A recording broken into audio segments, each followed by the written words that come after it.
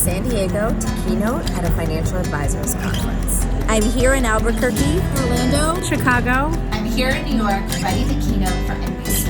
We are honored to have tracked down the enormously in-demand and best-selling author Erica Dhawan. Erica Dhawan, who is on the Wall Street Journal bestseller list. Erica is the author of Get Big Things Done.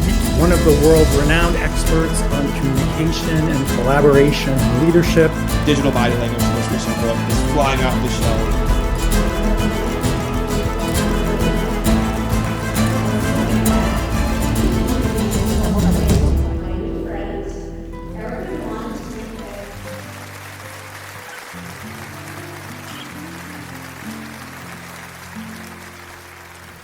It always starts with the first line. In the past few years, how many of you have felt more authentically connected to each other, to your colleagues, than ever before? Anyone? Anyone?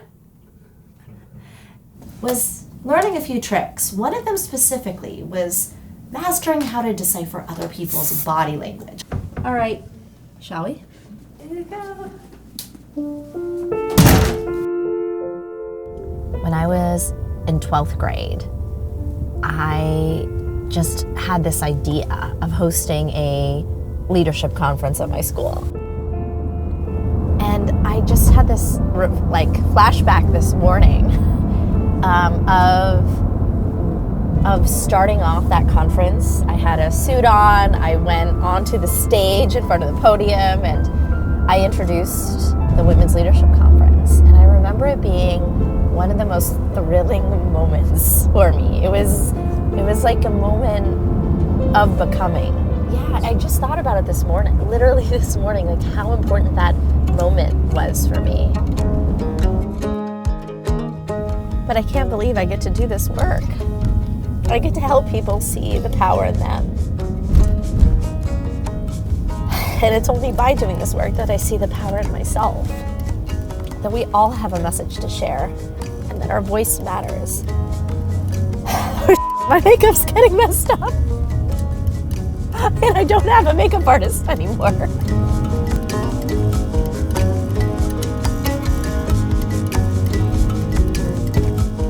We're at T-Mobile headquarters, and I'm speaking for their annual Day of Learning. We have a couple hundred people in the room, and we have over 4,000 people online.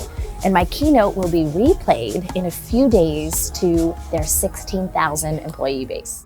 As excited as I am to hear from Erica, maximizing how we work in this new digital world. So please welcome to the stage to help you, Erica Dhawan. 20 years ago, emotional intelligence came to stage as a key leadership trait. But in today's world of work, we can't just rely on our IQ or our body language in a room. We must be able to connect across any team, across any distance. How will we create a better normal? And that's a wrap.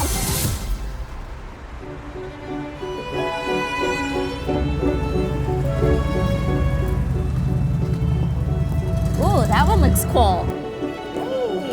How are you? Told my family that instead of going to McKinsey or Goldman Sachs after Harvard, I was going to write a book and become a speaker. They kind of laughed. My dad at a dinner, he said, I think Erica's becoming a volunteer. This was not something where I had a lot of support around me. This profession, being a keynote speaker, can heal people. To get there, we have to bring everything in us. We have to be the best.